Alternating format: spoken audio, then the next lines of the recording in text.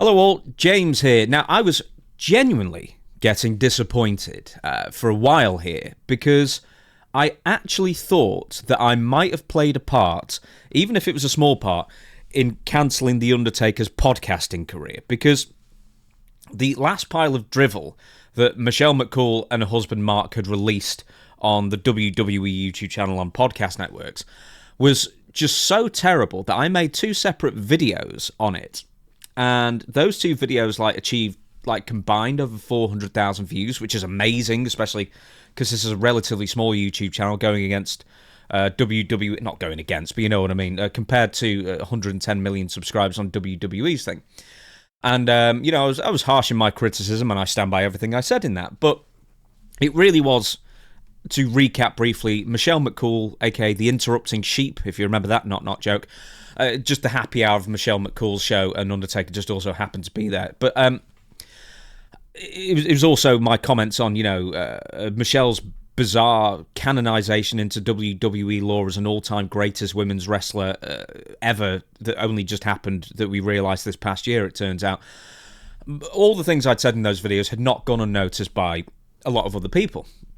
But because, once again, my solo videos did so well, and I got so many views from them, I was rubbing my hands, rubbing my hind legs like a cricket, just looking forward to Mark McCool dropping the next episode. And then I'm waiting, and I'm waiting, and I'm waiting even more. And then I remembered a comment that was made by The Undertaker that said, "We do this for fun, this show podcast thing. We don't need the money because we're rich." That's not an exact quote, but it's pretty much the message he was sending out there on that very episode that I also made mention of. So I'd figured that, people like me, I think Stevie did a video, a couple of other people, I guess, did videos as well that sort of got some traction as well. I figured that it got no longer fun for The Undertaker, and he just thought, forget it, I don't need it. And he probably was also sick of, if assuming he ever does read his own YouTube comments, everybody saying that they wish the old co-host was back. But no. A new episode was released yesterday, and your fearless YouTube friend here, me, has watched the entire episode cover to cover, or whatever the video equivalent of book reading goes, end to end. I don't know. So I've watched the entire episode, so you don't have to if you don't want to, but you want to know how bad or otherwise it is. So in this video, I'm going to give you the good, I'm going to give you the bad, and ultimately whether you should watch it or not. But I'll let you in on one of my conclusions right now. It's not as bad as I thought it was going to be. Actually, almost surprisingly, pleasantly surprised, I guess, would be almost, of the production and I guess the subject matter as well, which sort of makes it far less about Michelle and more about The Undertaker. So I don't know if it's just the format, really, that helped more than anything else. But first, I'm going to give you, once again, all the bad points of the latest episode of the Michelle McCool show featuring her husband, Mark McCool. But the good points will be somewhat halfway through this video. So if you just want to skip me complaining, just go about halfway through this video. But the thing is, if you clicked on it, you probably want to hear me complaining anyway. I mean, at this point, that's pretty much all I do. But anyway, let's get to the bad. We're in 1 minute 15 to the episode, and the podcast with the intro, and then The Undertaker very dryly, monotonely saying, "Welcome to The Undertaker thing, sponsored by Fanatics via WWE." And then he starts saying how professional that sounds. But I do that, I understand I do that. But on the Stevie show especially. But then, Undertaker really sounded not professional at all when he did it.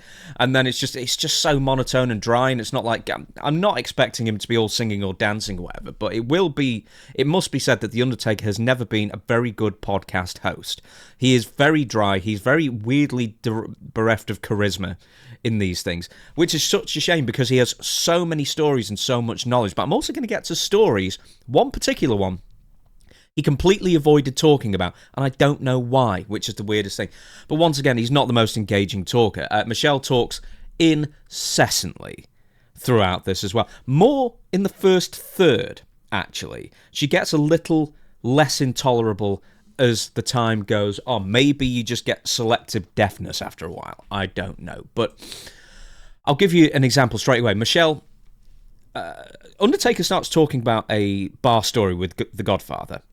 And within a sentence, Michelle interjects, interrupts, completely derails the story, and we have to wait another minute before the Undertaker probably gets to like the second sentence in the story to the point he was eventually getting at. This happens frequently, not just in this podcast, but other podcasts she's part of as well. And it's one of those things where, as a professional co-host, I really try not to do, and it's a massive bugbear of mine, and it's a sign of, I guess, one of two things why people do this. One, they want to be the centre of attention themselves, so they constantly have to interject in one way or another to let the audience know that they're still there, constantly. And two, it feels like rushing.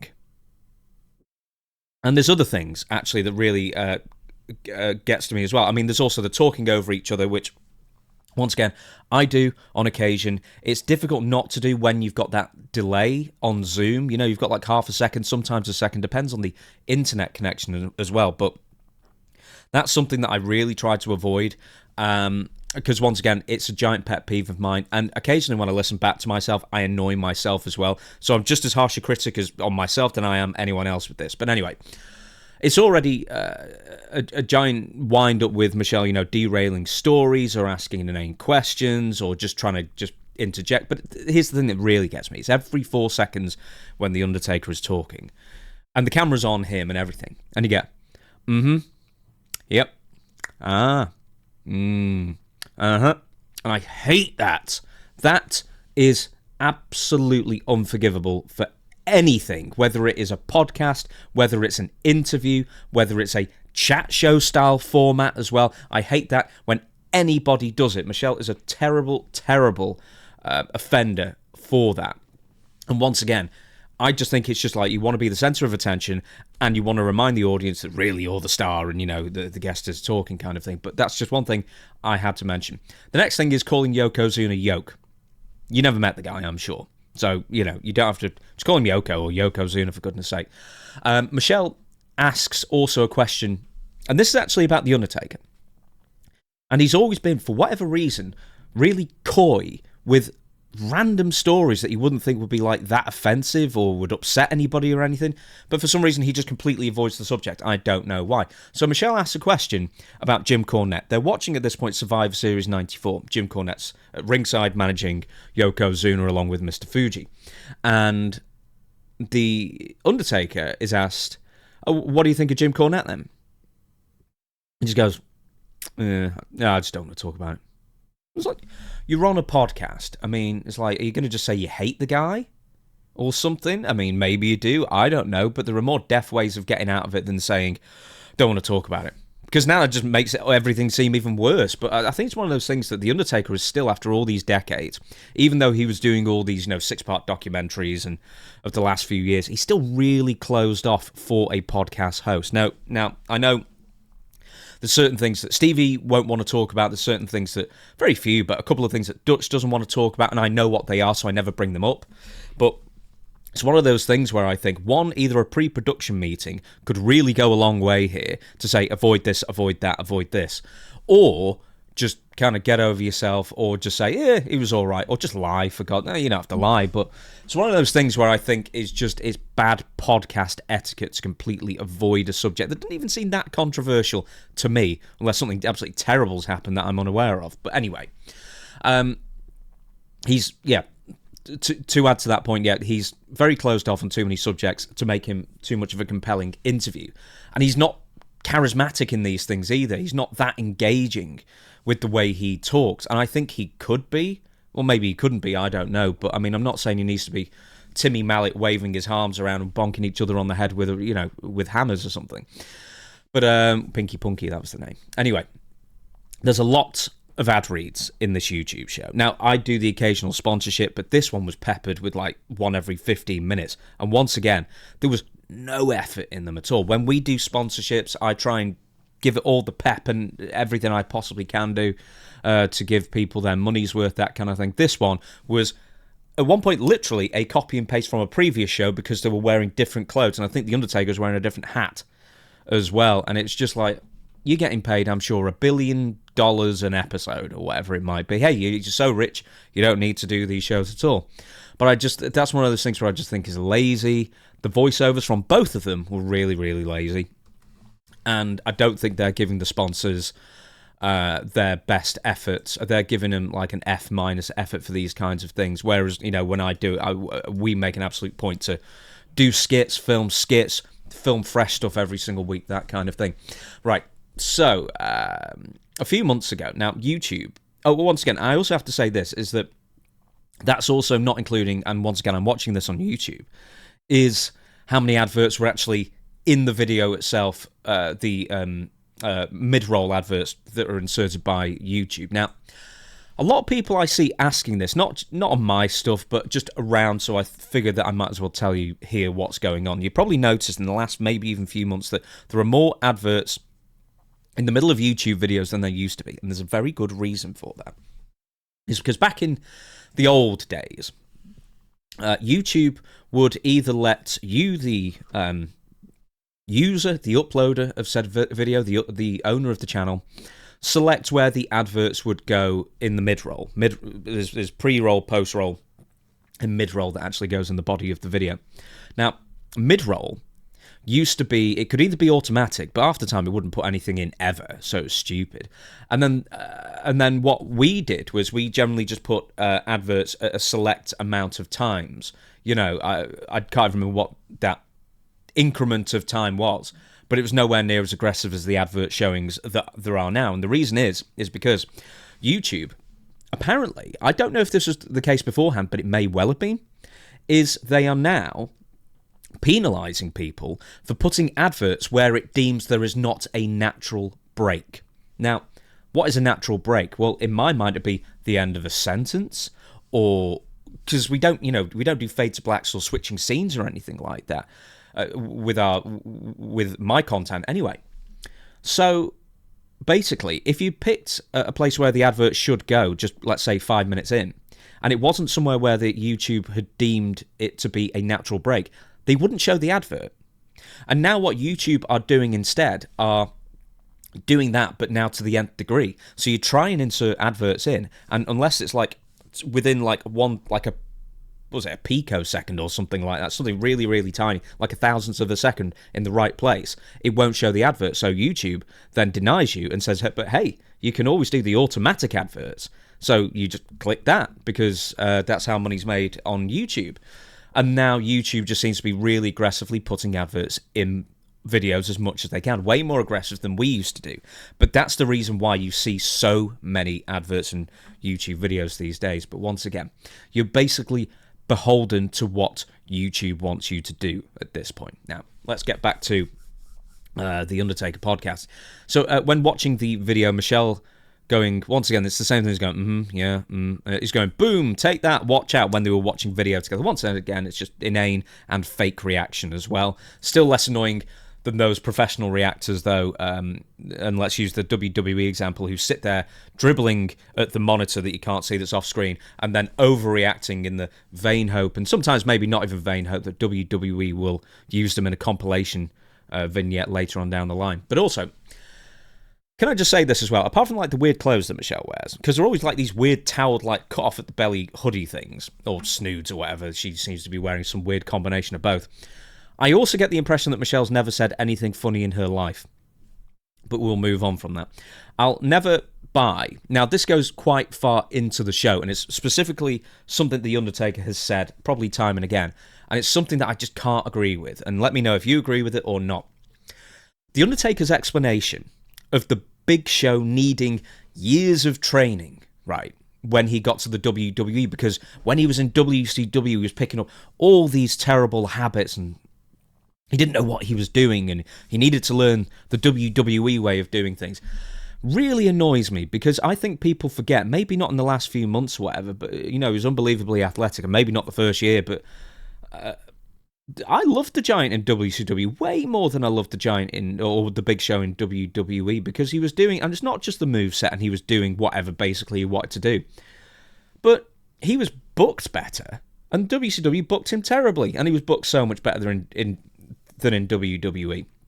But he was just a better wrestler in WCW, and he just seemed to have more presence in WCW as well. And I don't get this whole, no, you need to calm down, you need to sit around, you need to sell for 48 minutes. Yeah, it's great to sell. I'm probably always banging on the drum and everything, but like the whole working like a giant thing, which is fine, but in Big Show's case, I sort of think he's more like Vader than Andre the Giant, and I don't know. I think trying to slow him down to the point WWE wanted him to made him just so much less of an exciting, spectacle to see than in WCW. So I was always a bigger fan of the Giant than I am the Big Show. Where are we now in my pack of notes? Oh, can I also say, just with the WWE thing, put it this way. I know Vince McMahon said, hey, WCW didn't know how to book the Giant, I'll do it so much better, and then WWF went on and booked him so much worse by making him look like a doofus on the first night, by costing Vince McMahon the win in that cage match in St. Valentine's Day Massacre pay-per-view. And also, they beat him clean within a few weeks, and then basically just killed his confidence off for so long that it took him, 4 years to start feeling like the old him again. I don't get that whole breaking down to rebuild thing, and also it makes everything so stagnant. And I know the whole Triple H thing with the whole, you've got to work from the WWE playbook to be here, but it's like, forget it. I don't think that should be the case at all. There should be, obviously, some common denominators of what to do and what not to do, but to make everything that uniform and that homogenized, nah, not a chance for me. Anyway, he also goes further on. He's talking about ribs, and at one of them, Undertaker talks about, quite frankly, a really mean rib, and it was it's one of those things where haha, it's so funny. This would have crushed me, right, if I was there. And once again, it's like swallowing the WWE pill. But there's...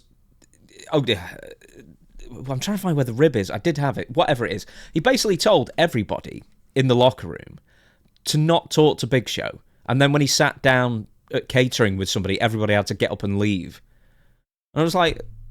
And apparently he was near tears because he thought he'd really upset people. And it's that was such high school shit that would really bum me out. That would. I'd really hate that. And then also they referenced someone called Dave. I don't know if they gave the surname. I was listening. But, they say, oh, well, Dave told Big Show in the end that it was a rib. It's Hebner, Batista, Mustaine. It could have been anyone. But that's the kind of thing that does need clarifying as well. Anyway, that's the sum total of my complaints. Now let's get to the good bits. The production is really, really good on the show. And it always was when they even on the old version, it was really good, but it's even better with WWE. And it's better than anything I could hope to achieve, at least remotely, with what I do. And without a studio as well. And therefore, it really makes me hate them, because I wish I could have a studio that good. And I know how to actually do it, but it's just one of those things where I just don't have the... It's not even it's not the money to set it up. It's somewhere to set up something like that, just because... this is a 12 by 13 foot bedroom, and it's also the place where I sneak off to play computer games as well. So I have to have some kind of balance for myself. This is like a snug as well as my office, and it's not that big. But I'd love to have something like that set up. I really, really would. So here we go. After Undertaker starts getting into the first match, which is Survivor Series 94 with Yokozuna, Michelle actually does start shutting up and even asks the occasionally good question. Amazing, I'm sure. There is probably... One sec. There you go, I just completely lost where I was.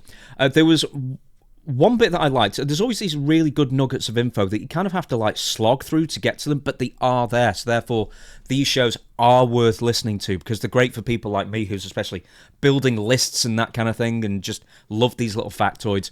And apparently Samu, because Fatu used to have the head shrinkers in the WWF, the future Rikishi, was always the one who did the splash off the top rope, because he was better at it. And it turned out that Samu tried to do it at Survivor Series 94, or maybe it was Royal Rumble, I don't know where it was. He was telling the story, I was half paying attention at that point.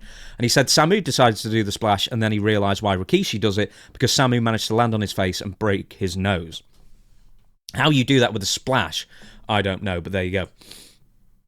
Here's something else that's really good, especially when they went to WWE, is that they can finally use the footage, which is great, especially with... the old show, you couldn't really use the footage. You could use a still or whatever it might be, but it's great to see the footage. So it's like Broken Skull Ranch, which weirdly I didn't like as much when they used the footage in Broken Skull Ranch, because I always just wanted to hear Stephen, whoever the guest was, talk. Whereas this one, it's kind of a relief to hear them not talking for a bit and just watch for a few seconds. And then sometimes it's full screen and then there's no podcast commentary going over it. And, you get 30 seconds of that, and it actually kind of helps the show bound on a bit better. And then they'll have the picture-in-picture kind of thing, which is also the overlay's really great, really professional looking as well. How could it not be with WWE doing it, of course? And it looks really great, and once again, it's the kind of thing that I wish I could be doing at this point, but I just don't have the infrastructure, and I don't have enough people around me to sort of set up that kind of thing. But at some point in the future. A lot of interesting B-roll as well, especially because they're really digging into the archives here. For the Survivor Series 96 chat, because all the matches they're watching, critiquing, or whatever, they're all Survivor Series matches.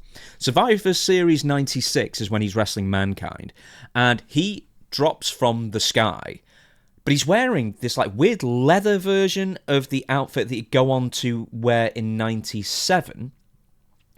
And also, he's descending from the sky with 8-foot wide bat wings that Undertaker himself insisted on wearing, and he came up with this. He tells the story on the show, but he came up with this concept and believed in it so fervently that Vince McMahon kind of let up, which he normally wouldn't have let up, but this time he did. And then as soon as he put them on, he realised it was a big mistake, and he kind of had to go through it. Or he thought he could pull it off, but he kept saying he looked like some sort of Timu Gene Simmons or whatever he was saying. And, they disappeared after one single match.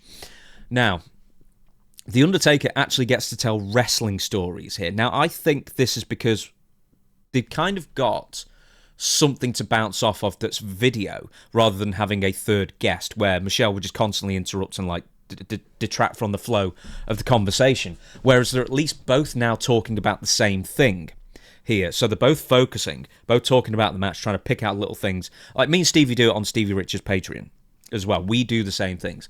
And once again, I sometimes still interrupt Stevie on them, but it's just because of the Zoom timing, especially when you share video. And for some reason, the Zoom timing seems to extend to a second and a half. So sometimes we just end up talking over each other. But once again, it's very good that we do that.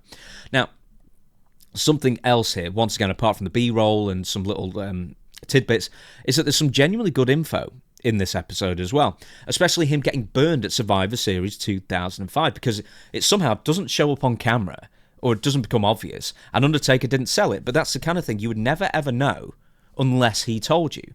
And this is where the real value of having an Undertaker podcast comes from. Once again, just to round out the good points is, I said the bad bits about the Big Show segment, but the good bits is Big Show stories where he's a dominoes cheat because he actually palmed a 5-5 and he got caught and bad feelings were caused, and Undertaker said that there may have been a fight breaking out or something over it. And also, Big Show was annoying Taker like a little kid at a house show, and Taker wasn't in the mood to be annoyed, and so he basically punished him by not letting him tag out until he was purple and almost dying of exhaustion. Now, I know I said that the people not talking to him, Big Show, all day is a really cruel rib. For me, as a prank, I think that's a good one, because you kind of learn your lesson and you kind of get what you ask for kind of thing as well. And then, it all wraps up in the end. So that's just my sort of a barometer of what a good prank and a bad prank is. Yours might be different. But once again, let's go to the conclusion then. And the conclusion is, should you watch this? I think yes, actually, you should. I've basically given most of the good stuff away, but I think you should watch it. But once again, a lot of the annoyances are still there, and no real lessons have been learned. I actually think that the show benefits from this kind of format better than a guest, and obviously better than when Michelle is just prattling on about whatever it is and sort of talking over her husband as much as possible. Because they both have to sit there and watch video, then help Mark recall whatever memory he's trying to go for, I guess, and tell stories from there. So that's pretty much my conclusion. Is it worth watching? I'd probably say yes, actually. Once again, I like to think I'm very fair with these kinds of things, and that's a good... You got a good half and a bad half, what more can you ask for there? So that is my conclusion, and I will see you for the next video.